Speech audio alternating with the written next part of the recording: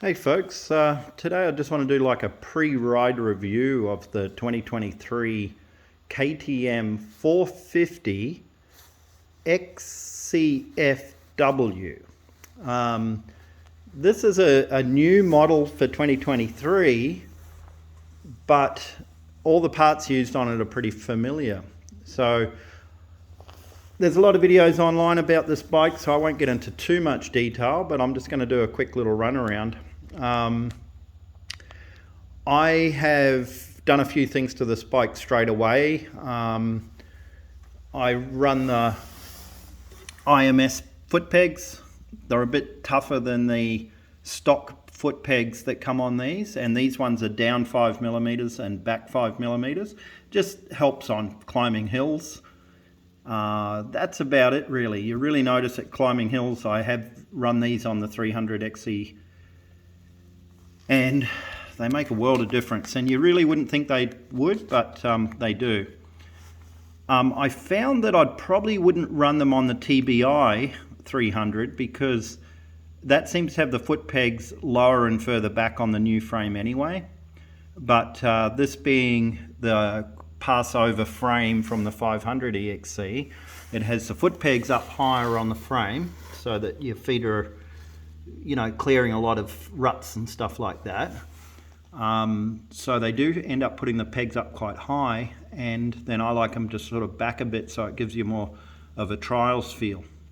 Also run Just the Tip from enduro.rocks. So look them up online. It's enduro.rocks, not .com, it's .rocks. These come back so that when your boot is hooked into the back of the foot peg, you can actually touch the brake pedal with your foot, which is difficult to do on the stock brake tip that basically comes to the end of my finger there, and then that's pretty much it. It doesn't come all the way back like this one does. This is a non-emissions engine, so it's off-road use only. It's got no emissions equipment whatsoever. You can see it's got no sensor here. It's got no recovery vapor thing down bolted to the back of the motor. So they've done away with all of that stuff on this bike. It comes with an electric fan built into the ECU, so it's automatic. It'll turn itself back on. It also comes with the 2017 through to 2022 radiators, which is really good. It's got the proper cap that you can actually get your hand onto and undo the cap, unlike the new one that's got the tiny little plastic cap. And I said in one of my previous videos of the 300XC TBI that the person that designed the new cap on the 2023s, on the 300 TBIs, the difficult to undo one, was probably the same person that designed the very difficult to undo gas caps. So we think it's the same person, and the rumor is it's the KTM owner's son that likes to make life difficult for everybody. I've changed the handlebars out to a lower bend. These are the Pro Taper. These are the bars off my my old 300 TPI. These bars are a Pro Taper steering damper low, so they're quite a bit lower than the stock bars that come on these bikes, but they're probably about the same height that comes on the 300 TBI. And the reason I'm referring back to that bike is that the 300 TBI has the new frame, the more rigid frame, and it has a lot of changes in that bike, and it feels really good straight out of the box. So there's not a lot of stuff that needs changing, but because this is still basically the sort of the 19-ish through to 22 frame and parts, they still were using the higher bars, which I don't really like. So I've got these ones set forward on the forward hole, but on the back angle on the little clamps here. So it's not all the way forward, because you would turn those around the other way and get it all the way forward. The back, and it gives me enough room to see the instrument cluster here and then run the bigger bar pad. The other thing about this bike is it uses a pretty much unrestricted exhaust. It has got a little cone thing in the back of the exhaust, probably impossible to see. Oh, you can just see it in there. Yeah, there we go. It's not really a spark arrestor, but would work the same. What it does is it sort of mellows out the torque curve a little bit, and we'll get to that in a second. It's got traction control, and it's got the power modes, the high, you know, like the green map and the white map. So I'll have a little bit of a play around with that. Didn't really make a lot of difference on my, what was the bike I had, the 350 Husky. It had it, but it didn't really make a lot of difference. So it'll be interesting to see if it makes much difference on this. So, yep, lower handlebars, the tip, the foot pegs, uses the earlier radiator cap, which is great.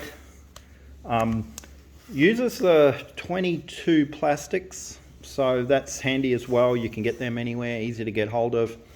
It also uses the old 17 through to 22 air filter, so if you've got a bunch of those air filters like I do, you don't have to go buying any more air filters. You can just use your old ones up, which is great. One really odd thing is that this came with, and now I've changed the back wheel. I'll show you why. I have a spare wheel that I run a gummy tyre. This is a bit of a worn one that I've taken off the other bike, but this is a gummy tyre, AT81EX, and this is an old wheel, my spare wheel that I built up. I'm running that with a soft mousse and the soft gummy for up here in Canada, but it runs what seems to be a 1452 gearing, which is really odd.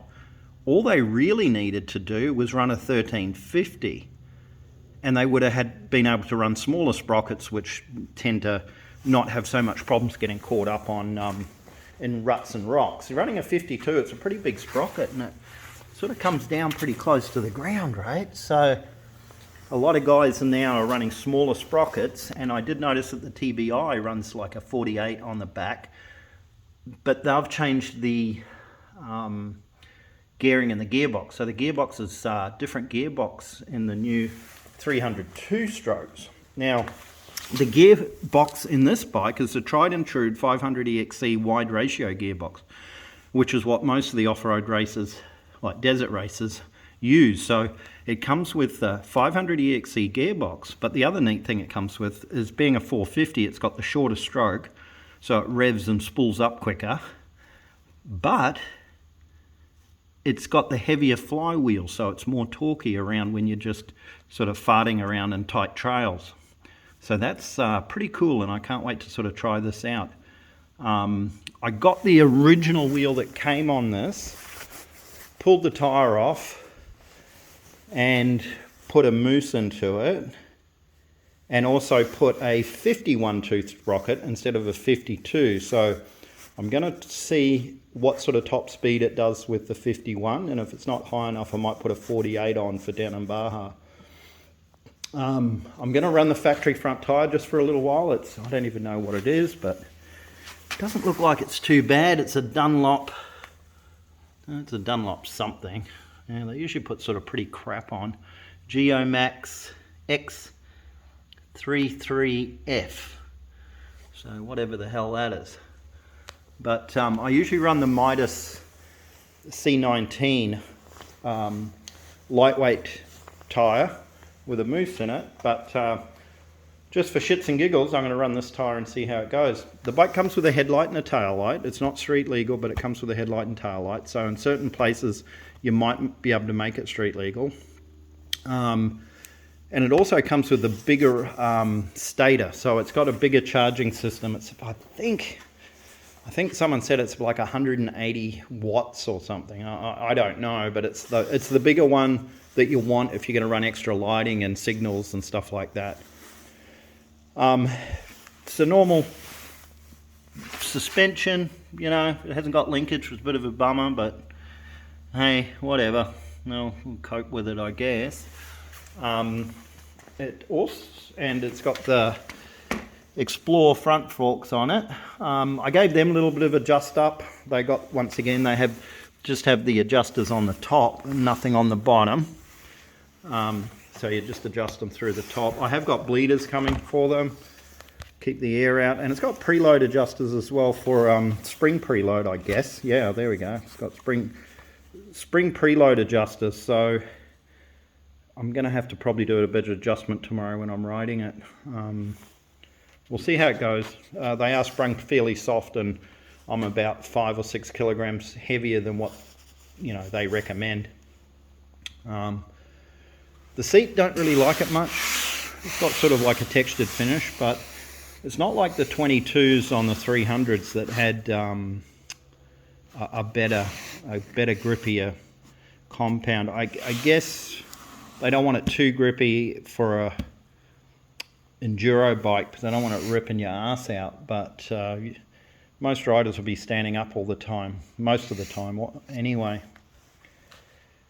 And that's about it for differences. One thing I do still have to change is this damn thing here, the bottom of the fuel tank. They started putting plastic ones on. Now of course, the new bikes, the 2023s of the new frame, have the fuel pump up the top here and behind the seat. So the fuel pump's actually up here, and what ends up happening is, especially on the new 300s, they don't use up all the fuel. They can actually starve for fuel because the fuel pump's back up here, and the pickup, as far as I know, doesn't come all the way down in the tank, whereas these will keep going pretty much to the last drop. The only thing is that this is fairly vulnerable, and they do tend to break off if you come along and hit a log into it. So I've got billet ones here. Enduro.rocks has them. They're very inexpensive and cheap insurance, so I'm going to change that one out as well. Other than that, I did change something else on it. I shouldn't talk about all the changes, but this is something that people may want to know. If you do a lot of tight trail work like I do, you want a soft clutch, a clutch that's easy to pull in and a little bit easier to modulate. This is a 9mm master cylinder. It's off the 350cc 4-stroke bikes, and you can tell the size when you look underneath here.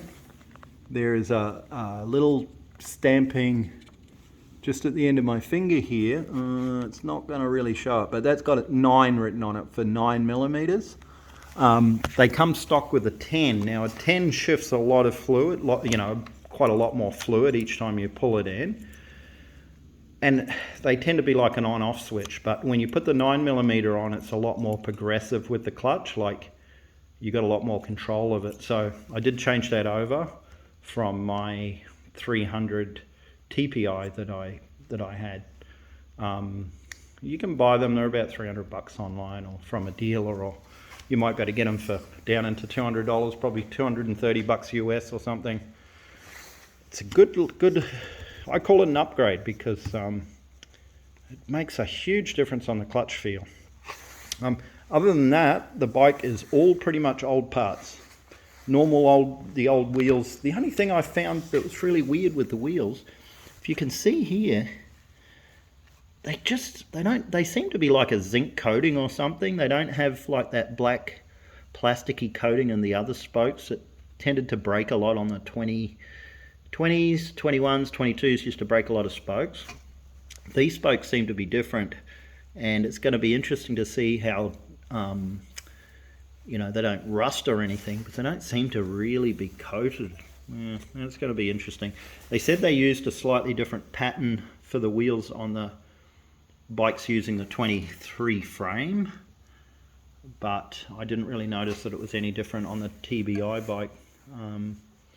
So yeah, that's it. Emissions-free engine. I did have a little ride on it, just up and down the street and in the backyard here, and did realise that the motor's super smooth, very, very torquey. It doesn't flame out like the motocross or the enduro racing bikes, because they're able to do the mapping with very a tamer camshafts. So what happens in the high performance bikes is they put camshafts in that don't have a lot of vacuum at low RPMs, so they tend to flame out pretty easy, whereas this thing doesn't run a huge amount of overlap on the camshafts, and they also run a 42mm throttle body instead of 44mm, so they have a lot more vacuum, so they're going to keep running a little bit better at the low RPMs.